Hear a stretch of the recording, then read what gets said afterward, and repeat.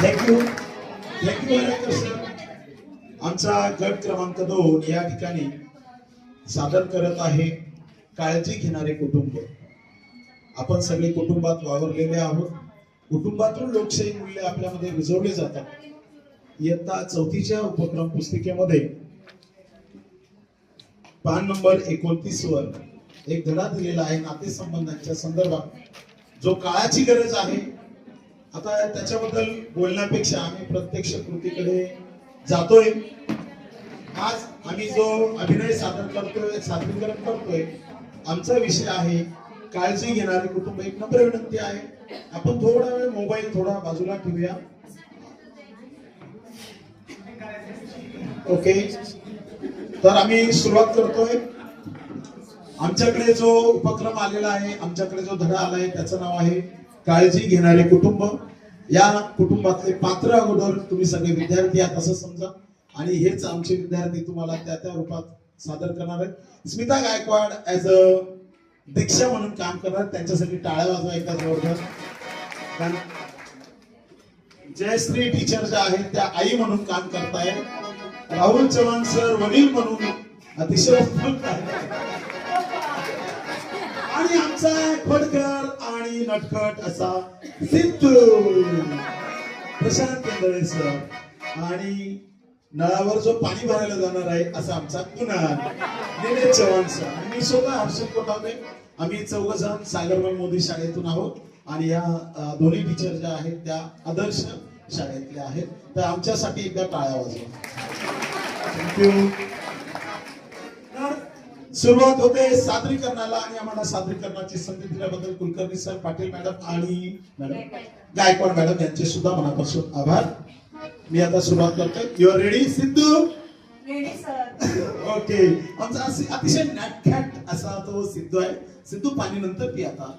Okay okay, ठीक आहे. Ready. आता हा जो पाठ आहे याचं सादरीकरण जर आपण ऍक्टिंगच्या स्वरूपात केलं तर मुलांवर त्याचा इम्पॅक्ट अतिशय सुंदररित्या पडणार आहे. या ठिकाणी कृपया शांतता प्लीज. दीक्षा तिची आई, बाबा आणि सिद्धार्थ कुणाल या तिच्या भावांबरोबर राहते. त्यांचे पत्र्याचे घर शहराच्या बाहेरच्या भागात आहे. तिचे वडील रिक्षा चालवतात. दीक्षाचे वडील रिक्षा चालवतात, आणि तिची आई काही लोकांकडे घर काम करते. घर काम करते. असं जर आपण सादरीकरण केलं तर मुलांवर इम्पॅक्ट जास्त पडणार आहे. घरातील सगळे सकाळी लवकर उठतात. सगळ्यांची उठण्याची ऍक्शन बघून घ्या, अतिशय उत्तम आहे. केंद्रे सरांनी डायरेक्ट पावडर लावायला सुरुवात केली. थँक्यू केंद्रे सर. घरातील सगळे सकाळी लवकर उठतात. दीक्षा तिच्या आईला स्वयंपाकात मदत करते. सिद्धार्थ वडिलांना रिक्षा स्वच्छ करायला मदत करतो. हो हो, जा बाळा. सर रिक्षा धुवायची, पप्पांना नाही. पप्पांनी आंघोळ केली. ओके, हसरं कुटुंब आहे आमचं. सिद्धार्थ वडिलांना रिक्षा स्वच्छ करायला मदत करतो. पुन्हा जवळच्या नळावरून पाणी भरून आणण्याचं काम करतो. वडील सर्वात आधी रिक्षा घेऊन घराबाहेर पडतात. ओके.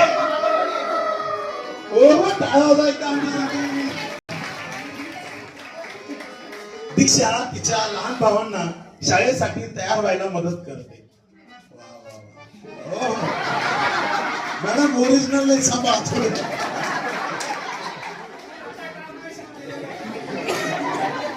आई सर्व मुलांना शाळेत सोडायला मदत करते.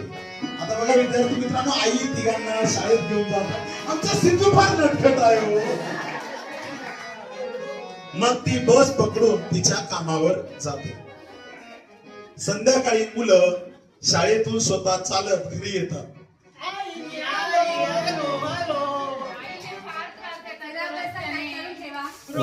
सुंदर. चला तुम्ही आम्ही लगेच आई आई भूक लागली. आई घरी नाहीये, ताई आहे घरी.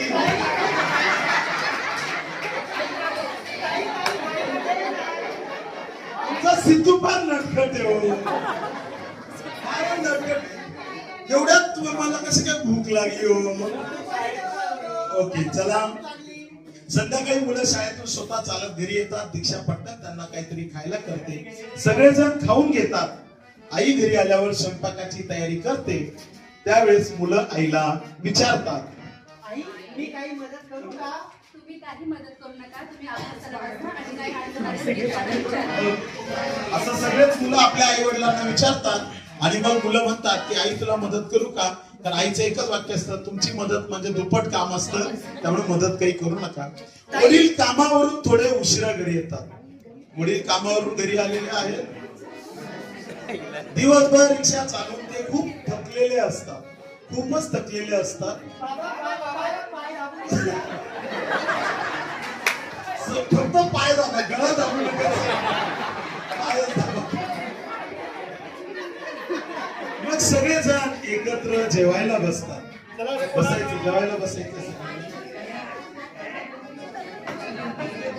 वडील दिवसभरात भेटलेल्या प्रवाशांच्या गमती जमती जेवताना सांगतात.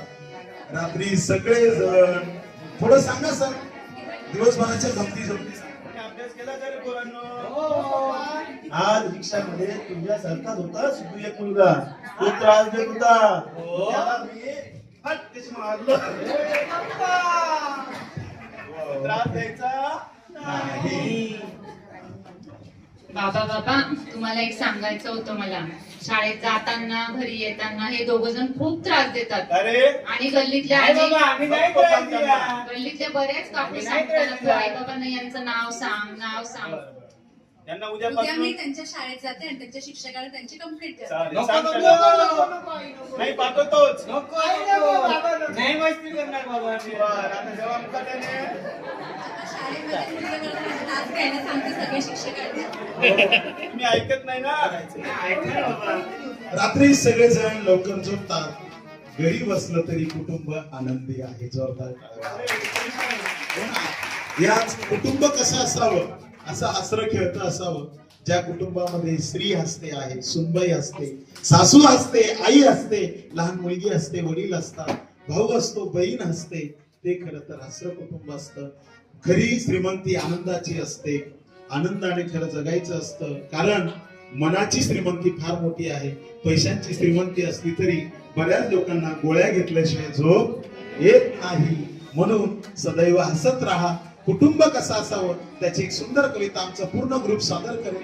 त्यानंतर आमचं सादरीकरण संपणार आहे. चला आपण एक कविता जी आहे ती सादरीकरण एक मी एक पोळ म्हणतो. घर असावे घरासारखे, घर असावे घरासारखे, इथे असावा प्रेम जिवाळा, इथे असावा प्रेम जिवाळा, त्या शब्दांना अर्थ असावा. मी वाणी शब्दावर जास्त जोर देतो. मी वाणी असतो